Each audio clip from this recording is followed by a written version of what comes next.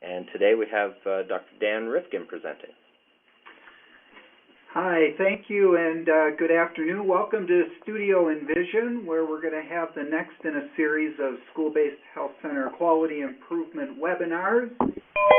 Earlier was posted the instructions for connecting your audio for today's presentation, and a reminder of how you can be obtaining CME credits for your participation. We're always glad to get those to you, and we'll make sure that you receive those.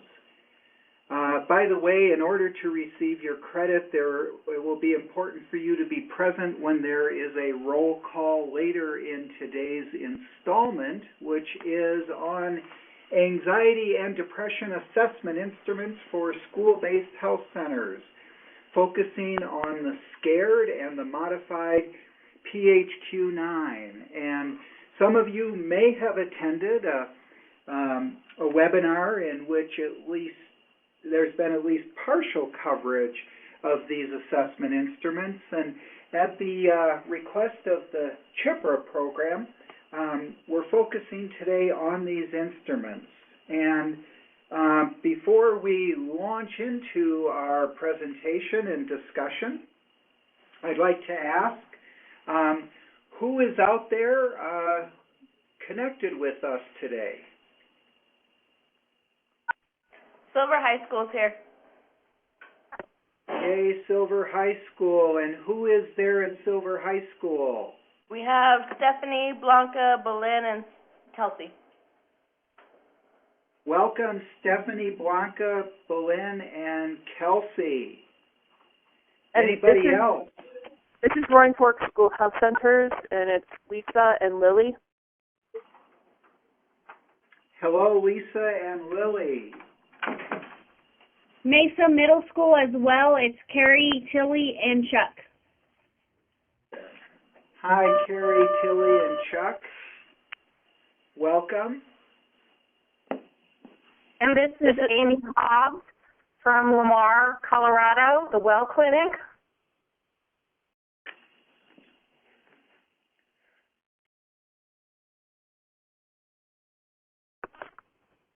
And did you say that's Amy Hobbs?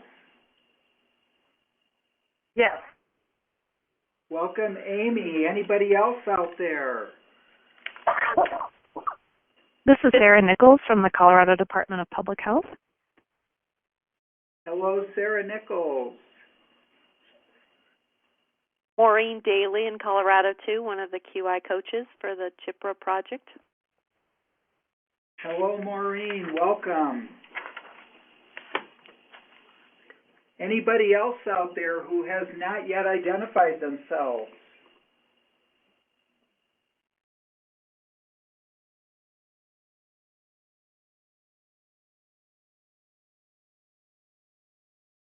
I'm interested in knowing if any of our UNM colleagues are connected, such as Gloria, Robert, anybody else in the ACL Teen Centers or UNM School-Based Health Center program. This is Gloria and Robert. Hi, Gloria and Robert. Welcome. Hi.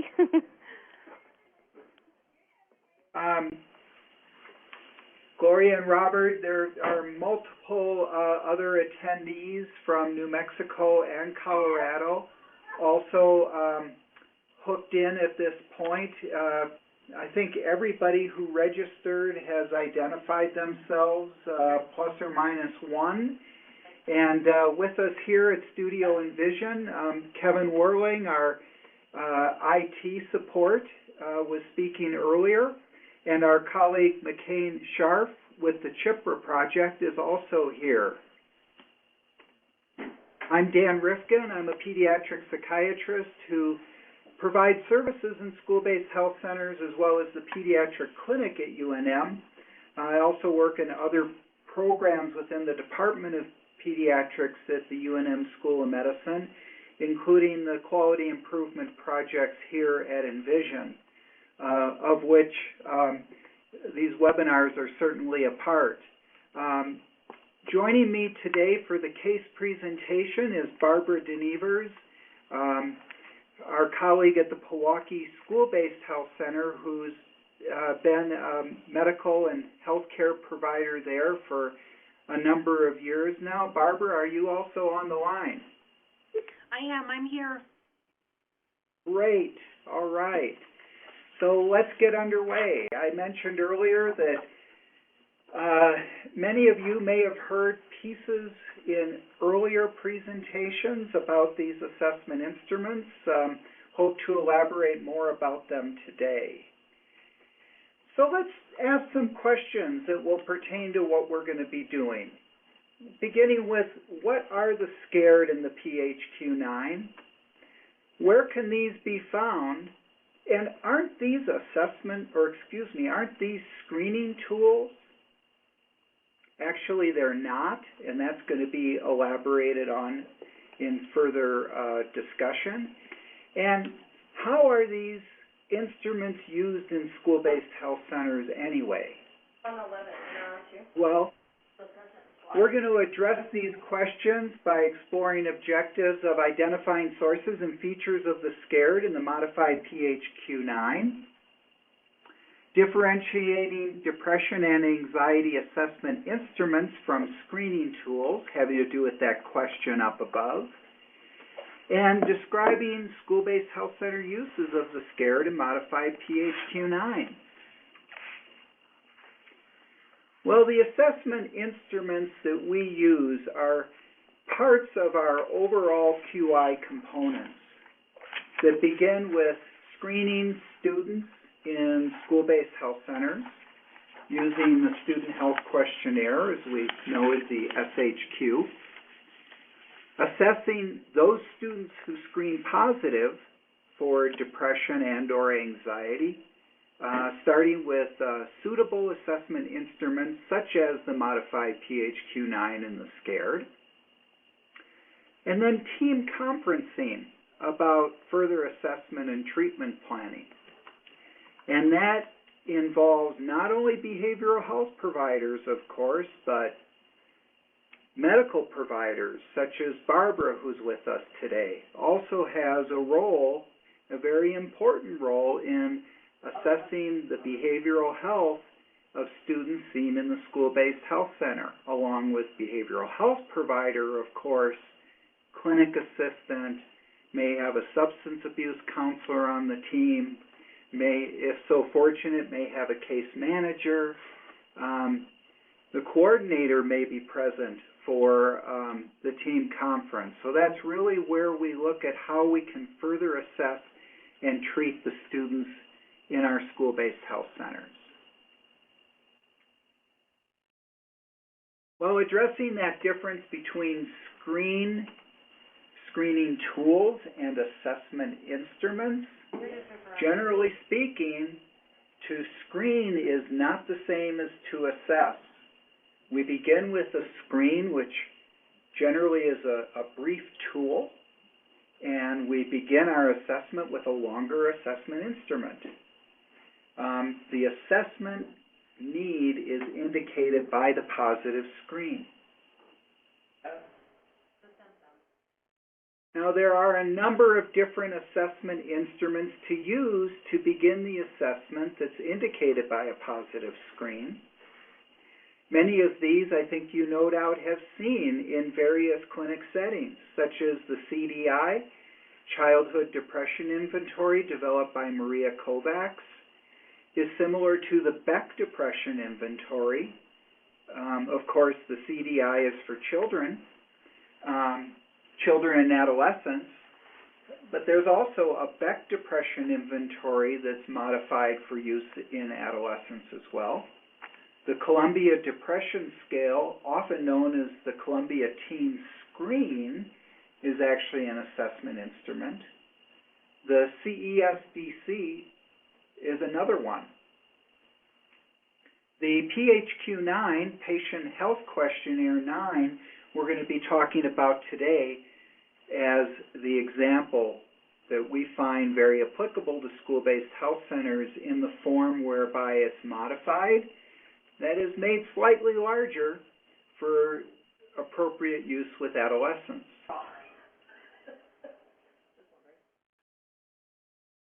Well, I'd like to talk a little bit about the history and evolution of the PHQ-9. I think Pfizer Pharmaceuticals did something very helpful by funding the researchers whose names are on this slide and some of the following ones to develop the PHQ-9. The PHQ-9 is a well-validated and used tool in primary care for adults to assess depression. It's been validated for assessing depression in adults, adult depression in primary care settings. The forms for the PHQ-9 have been made available by Pfizer at this website here, and you'll see other references in this presentation. Now, the PHQ-9 is actually a much shorter version of something that started out as the PRIME-MD, Primary Care Evaluation of Mental Disorders. It's a substantially longer instrument because it assessed conditions regarding 12 different mental health disorders. Developed in the mid-1990s by the researchers you saw on the earlier slide, Spitzer and Cronky. And it ended up eventually being reduced down to the PHQ screeners. And by the way, many of these authors you will also have seen contributing to the Diagnostic and Statistical Manual, the DSM. So the PHQ itself was a self-administered version of the PRIME-MD, and it eventually looked at 15 most common physical symptoms in primary care. And even in its brief version, it assessed anxiety, depression, psychological stressors, as well as women's reproductive health issues. And interestingly, the earliest research on the PHQ-9 occurred in primary care and women's reproductive health, or OBGYN, settings. Well, based on the mood module of the PRIME-MD, only the mood portion, the PHQ-9 assessment instrument for depression was developed. And it simply scores the 9 DSM-4 criteria for a major depressive episode. And that's underscored here as a take-home message, that the 9 items on the PHQ-9 actually mirror the 9 DSM-4 criteria for a major depressive episode. It's useful not only in initial assessment, but to monitor symptom severity during treatment. And that is for the monitoring the progress of the students or patients. And it's scored. There are scoring guidelines available at that website in the earlier slide. Now, I mentioned the 9 items of the PHQ-9 mirroring what's in the DSM-4. The difference being that it's written in a way that makes it conducive to our patients reading it, unlike reading DSM-4 criteria, which are really designed for providers to read. DSM-4 is the provider manual. The PHQ-9 is the patient assessment instrument. The first 2 items on the PHQ-9 are shown in bold here because you need to have one or both of these items to meet the diagnostic criteria for a major depressive episode. And because these are the 2 items that essentially comprise the PHQ-2, which is the screen for depression. There's also some annotations made in blue here using some of the clinical terminology that we frequently use in our clinical discussions, such as the first item being about anhedonia or hypohedonia. The second item being about dysphoric mood. FOH, abbreviating feelings of hopelessness. Third item, insomnia or hypersomnia. Fourth item, anergy or hypoergy. Not enough energy, feeling like having no energy. And going down the line, appetite disturbance, poor self-esteem, concentration difficulties, psychomotor slowing or psychomotor agitation, often referred to as restlessness, often manifested by restlessness and fidgeting, as well as harmfulness, suicidal or self-harm ideations. Death wishes are also relevant. Now again, this is the PHQ-9 that was written for and validated for the assessment of adult depression. And it asks about the occurrence of this symptomatology during the preceding 2 weeks. The PHQ-9 was then modified by a group that developed the GLAD-PC, acronym Guidelines for Adolescent Depression in Primary Care. Listed in the references on a later slide. It's in the public domain, like the PHQ-9 itself. And even if you do a search on Google, you'll find that it is downloadable as a PDF, as quite a large document that includes the modified PHQ-9.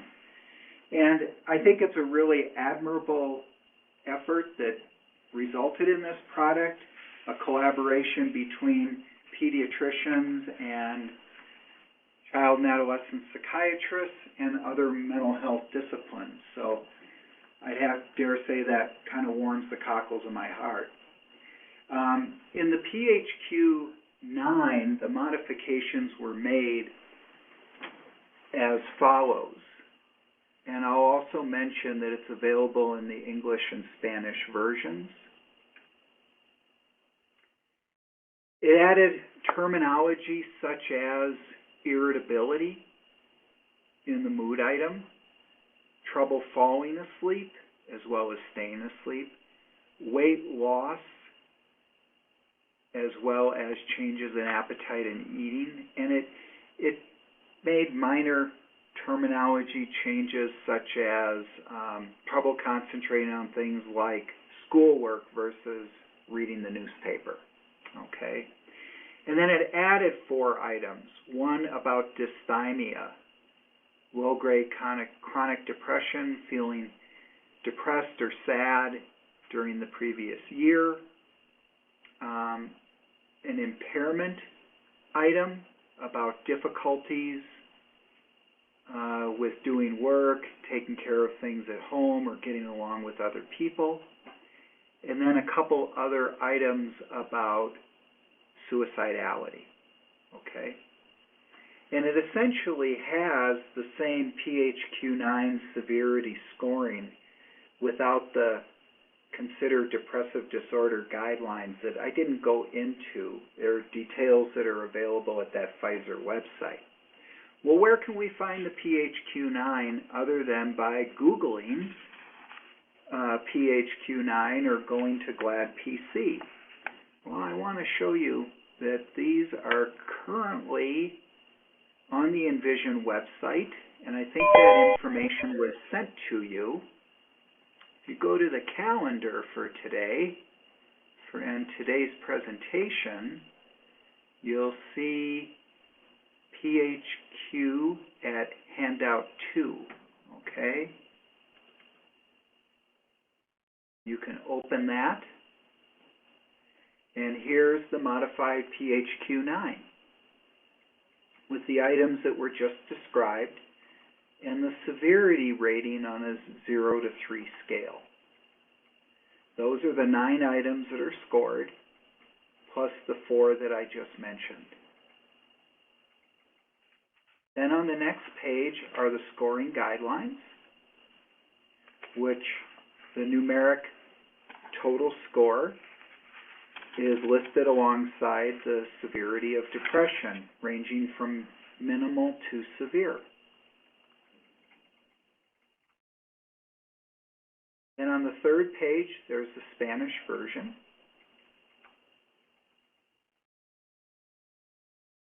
fourth page has some information about assessment instruments for adolescent depression.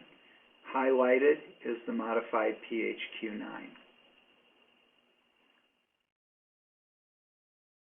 And then some more information for you about the GLAD PC toolkit and those who contributed to it. Okay. So I want to make sure you know how and where that's accessible. And by the way, also at the website, you'll notice the handout, your handout that is for today's presentation.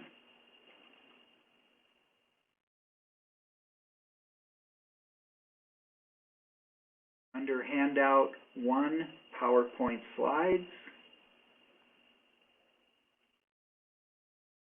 Okay, that's a copy of a handout of today's presentation for your use.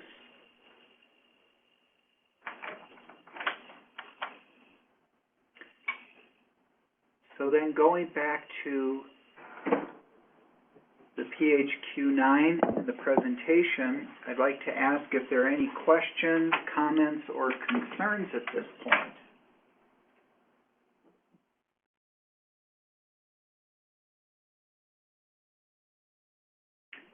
If not, we do have a comment from one of our participants saying that there is a version 2, 2010 PHQ-9. Do you recommend using that version or the 2007 version? Is the version 2 2010, is it the modified PHQ-9? It says PHQ-9. I'd have to look at it myself. Is it a version that is modified for use with adolescents? This is Maureen. I'm the one who sent the question. It came from the GLAD PC. I got it off the internet from the GLAD PC team. So I'm assuming it's the modified for adolescent version. Yeah, I sure would be interested in looking at that, Maureen. Until I do, I wouldn't have an answer, frankly. But it sure sounds worthwhile to take a look at. Thanks. I'll send it to you. Great.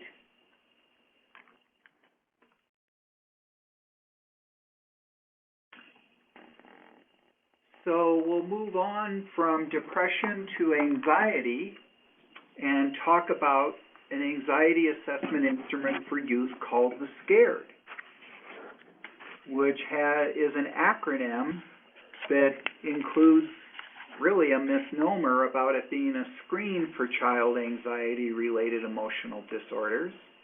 I've also seen it referred to as a self-report for the S, self-report for child anxiety-related emotional disorders.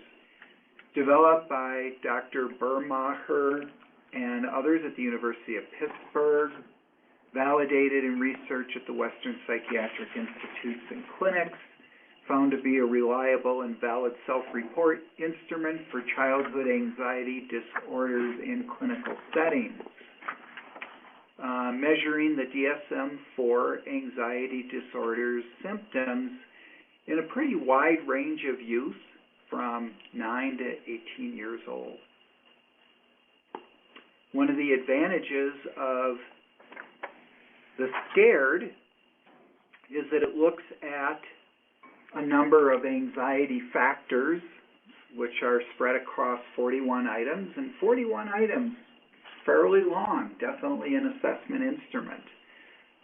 On a severity scale, here's 0 to 2, whereas the PHQ-9 that we looked at is 0 to 3. The 5 factors include panic and somatic, generalized anxiety, separation anxiety, social phobia, and school phobia. Interestingly, it does not include OCD, which is listed in the DSM-4 as an anxiety disorder, nor does it list or include PTSD, And I think you would find that there is a version of the SCARE that is available that includes PTSD. It's pretty quick for most people to complete. It's available in English and Spanish. And there are child and parent report versions. There has been reliability and validity reported across diverse clinical populations, of which there have been several studies reported. It's in the public domain, whereas an instrument like the Beck Anxiety Inventory for Adolescents is not. That is an instrument that one purchases. Now, it's available in a couple different ways.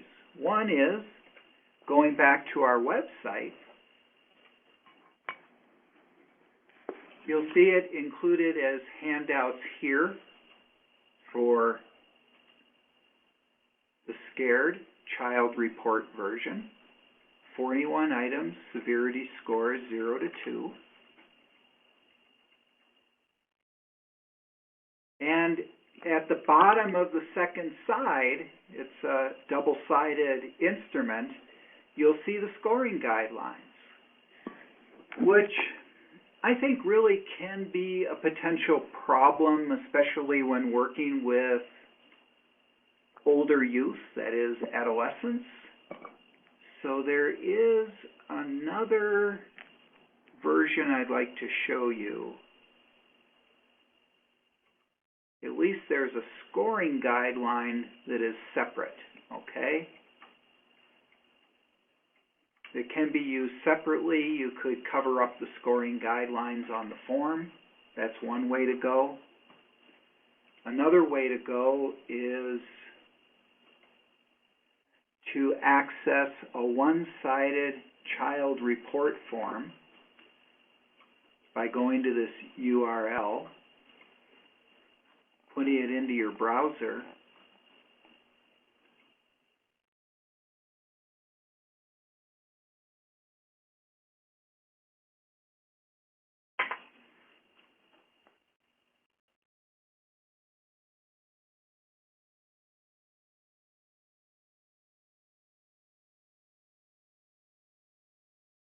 you'll see this one-sided version of the SCARED.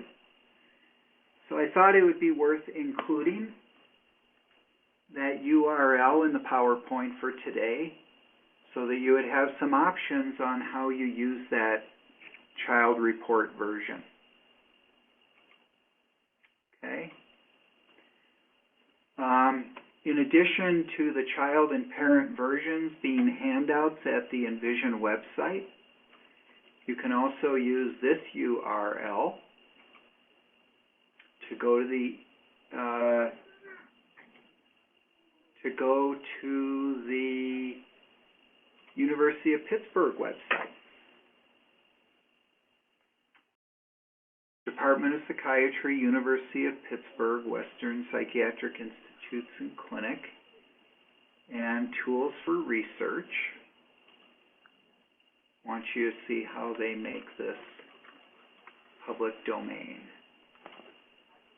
Under Assessment Instruments, you'll see the SCARED, child version, and parent version.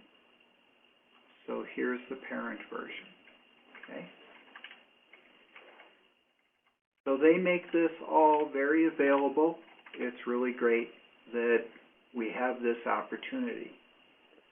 Now, one of our astute colleagues asked if this version has these boxes similar to what's on a Google Doc to fill in the items and get a score, and I'm afraid it's not there yet. I think we might see something like that in the future. I also wanted to go back to our website to show you. It's already open. Okay, thanks.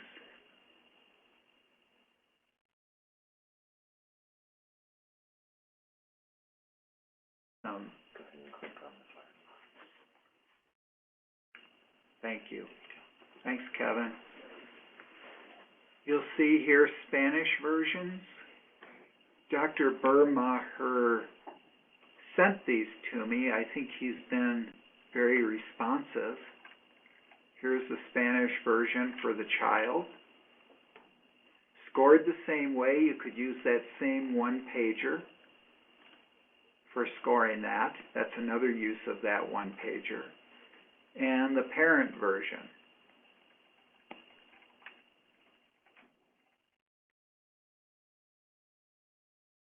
And Dr. Burmacher is conscientious and included the remark in his email that Spanish dialects vary from one geographic locale to another, and it may not be entirely applicable in our settings, but I think we can find that out with time and with review.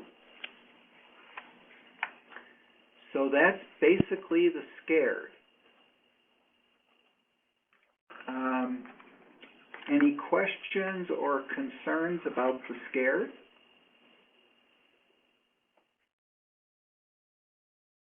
What is that? The lane? What was that?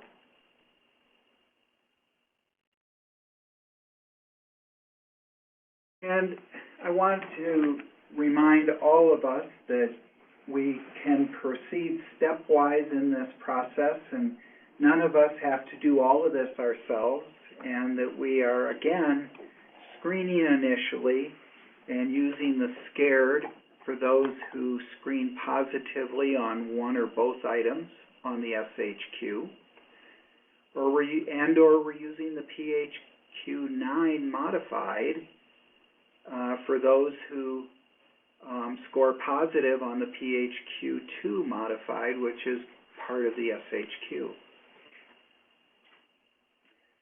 As part of our identification scheme, screening all students visiting the school-based health centers, identifying youth at risk for depressive and anxiety disorders, as well as other psychiatric comorbidity, assessing those who screen positive, and that the assessment instrument, it's important to emphasize that these assessment instruments, PHQ-9, SCARED, others that are chosen, really begin the assessment, and they're not meant to be the entire assessment, okay? Sometimes we find that it's a good place to begin, but what we need is a more comprehensive assessment as the next step that's performed when indicated by the findings of using the assessment instruments. Again, this is a sequential approach divided into a number of short steps so that it isn't one provider on the team who's doing all of this. And it also can involve those from our other disciplines. So Barbara, who is a primary care provider at the Pewaukee School-Based Health Center, has really gotten involved in working with these students who present with behavioral health problems, beginning with screening and moving on with the early parts of the assessment, at least as far as utilizing the assessment instruments. Okay, and that she is one of an entire team of providers who have provided behavioral health services at the Pewaukee School-Based Health Center. So by beginning our collaboration early, as our twins once did at home, can't say they are doing so well as tweens, but certainly when they were toddlers, they were famous for their collaboration. And having talked about Barbara's involvement at her school-based health center, I'd like to invite Barbara to share with us a case that she thought is exemplary of how to work with a student up to the point of the assessment instrument administration and review. Barbara? Yes. Can you hear me?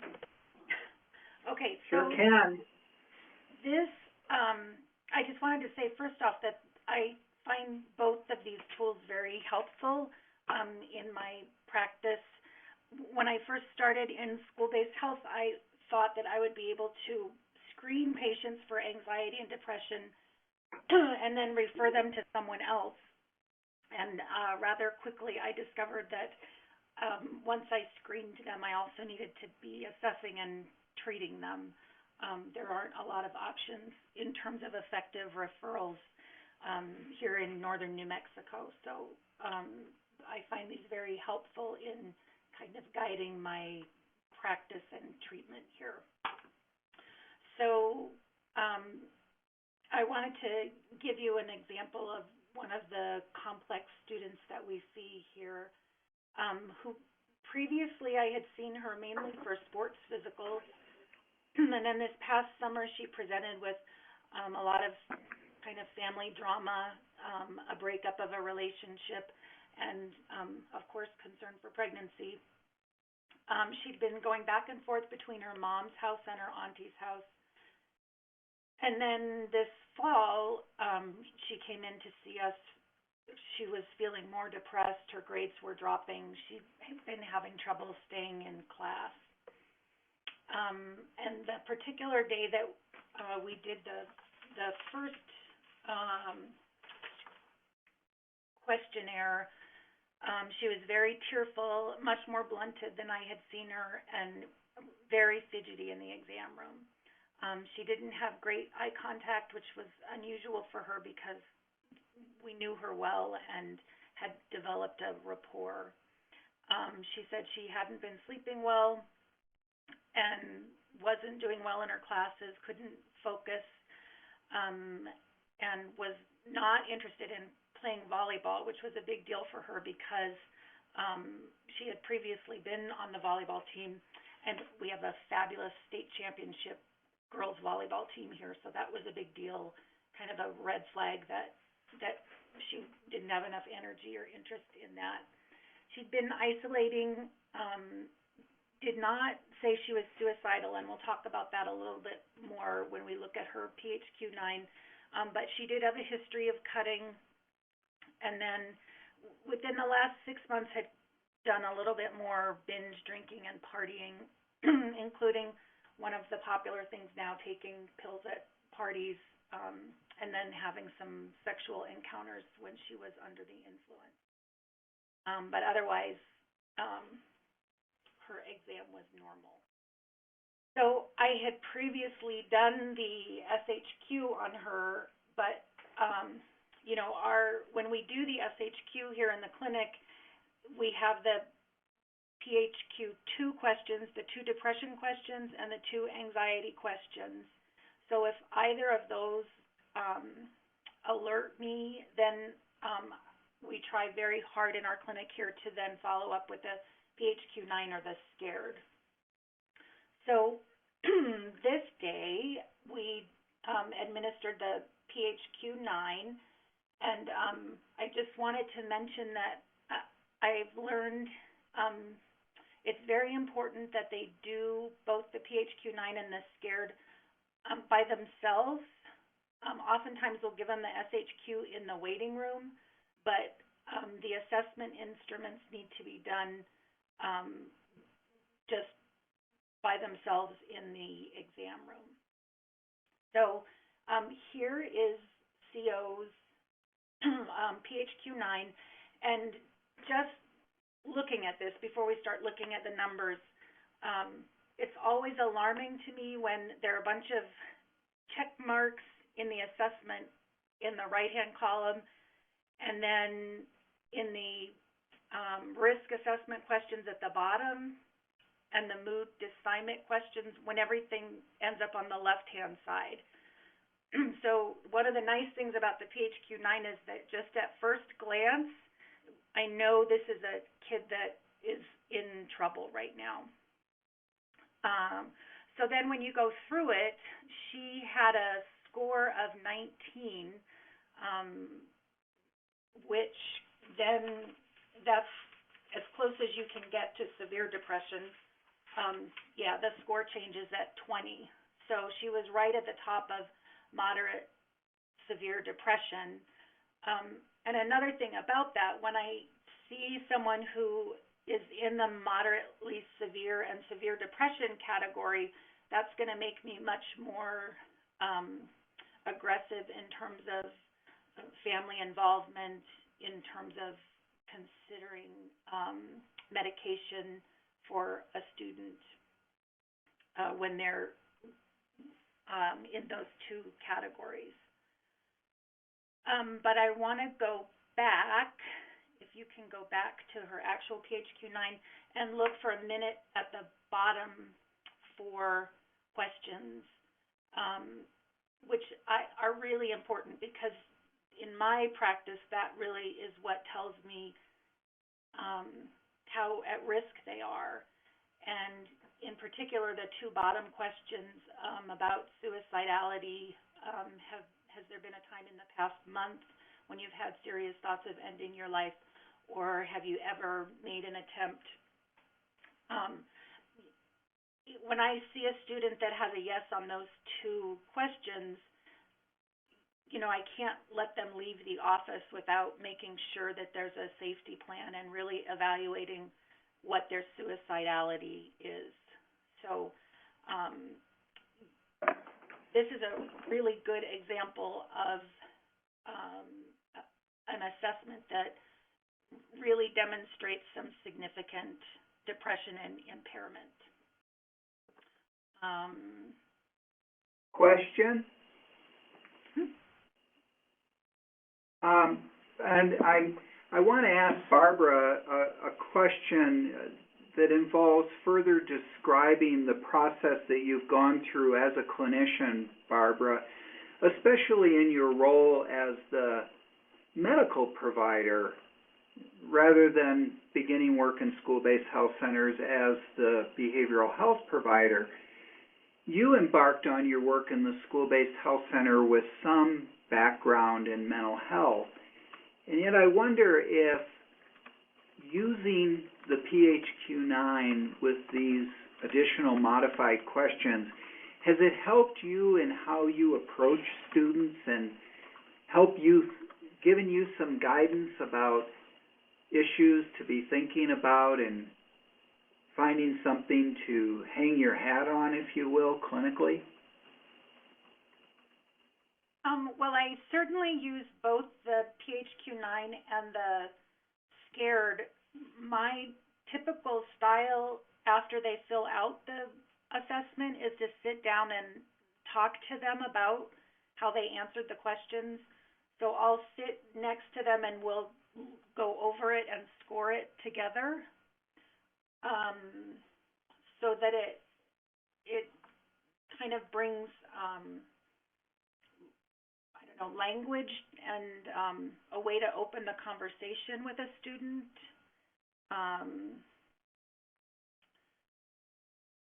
I'm not sure if I'm answering your question. Well, you certainly have described how it gives you something to open the conversation. Right. And I think that's really important. I think that provides some clinical guidance right there. And I think you've mentioned in previous conversations that that's one of the values that you find in an assessment instrument. Yes.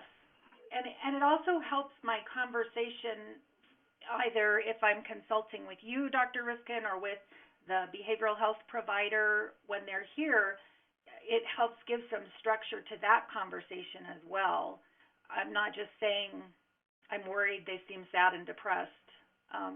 It does give you a little bit more something you can sink your teeth into. So. Oh, thank you. I think you've answered the question. Thank you.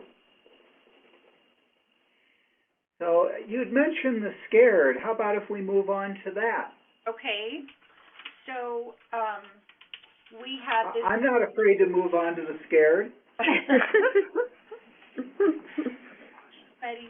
We had this student fill out the SCARED on a separate visit, and I think that's something to be really careful about. Whoops, my screen just went blank. It's easy to just hand them the forms, but especially the anxiety assessment really takes a lot of time and energy out of a student to complete. So I would not recommend doing both of these on the same visit. And I'll tell you what I like and what I don't like about the SCARED. Again, I use it to get a visual sense. I'm a visual person, so it's nice to be able to get a quick look and see where their symptoms are that they're struggling most with. Scoring it can be tedious for me in a busy clinic setting. So oftentimes I'll go over the scores in the 2 column with the student, looking at the 1s and 2s together, but I won't necessarily score the entire assessment at that visit. I shared yesterday that it often sits on my desk for a while until I have enough energy to score it. And I'm sorry that this copy is so bad. We had to scan it in, and so it did not turn out very well. But again, what I would typically do is sit down with a student and say, tell me about all of these questions that you rated as 2s. It looks like you're worrying about being alone, about sleeping alone. You're feeling your heart beat and getting shaky. Are you having some panic at all? So it again really helps to focus in on the symptoms and help to identify target symptoms if I'm going to be medicating or looking at medications. The other thing that I think it's really helpful with in teenagers especially is helping them to start kind of making that mind, body, heart connection, that anxiety isn't just in their head, that it really has physical manifestations as well. So trying to help them start making that connection is really important. Barbara, I wanted to ask you a question. Pardon the interruption, but I think you've made a number of really important points, and I wondered about an add-on to what you said earlier about when times are really busy, you'll have the opportunity to go over the ratings that a student made in the 2 column along with the ones in the 1 column, and then you'll wait until you have the opportunity to score it because it's a more cumbersome process. Do you then take those scorings to your team conference to make that available for your discussion of the findings during your visit? Yes, and when I'm documenting in my progress note, I'll break down the score. For instance, this student's score, if you want to flip to one of the scoring sheets. Sure. Just a moment. On the SCARED, a significant score is anything above 25. That would indicate that they're screening positive, so they may have anxiety. If their scores are higher than 30, the tool is said to be more specific for anxiety. And there are possible 82 points. And so, again, as it says on the top here, 25 is significant.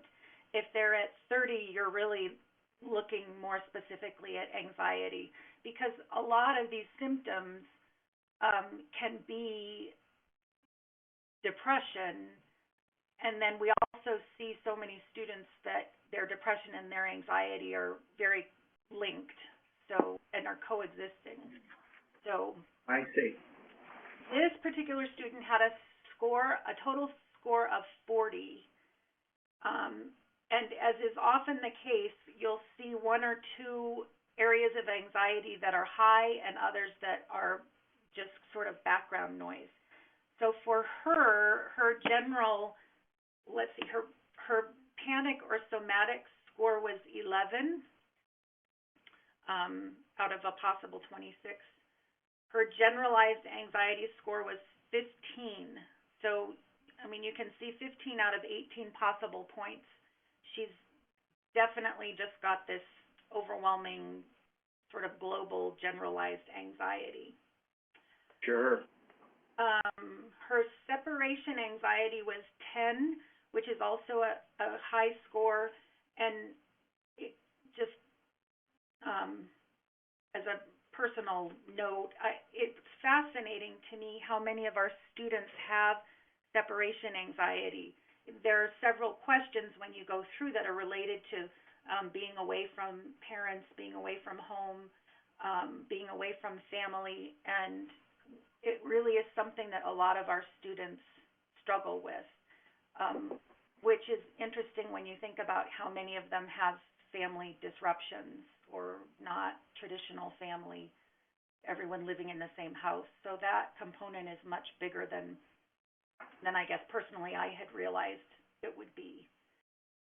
Her social anxiety was a 1, and this is she's a great example of a student who is very high performing, great athlete, very energetic, outgoing, and then bam, once she got hit with this depression and anxiety, couldn't really function in school very well, but was all the way down on a 1 for her social. And then school avoidance, she was at a 3.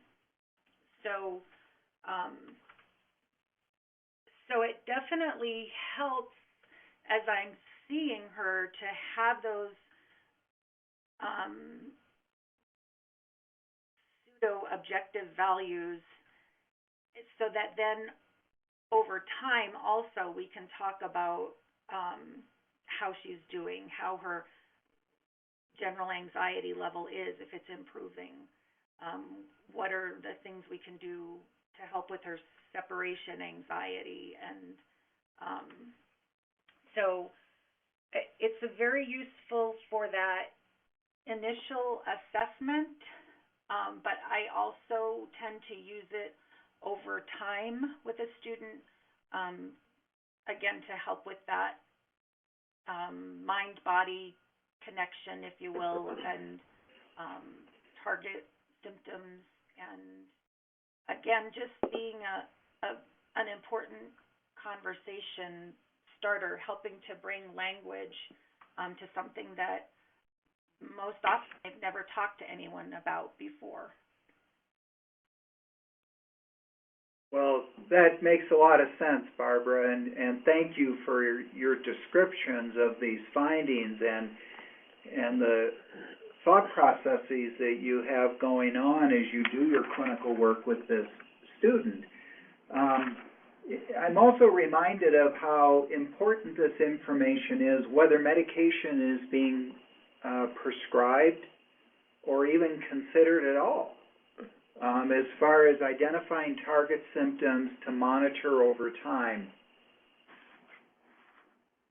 I definitely use it in terms of that and talking about somatic complaints, because so many of the students that we see with depression and anxiety, especially before they start dealing with it,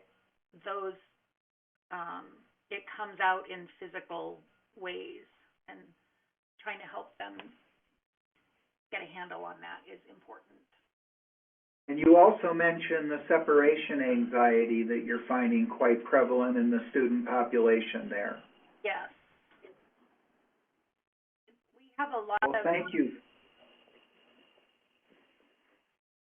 Go ahead.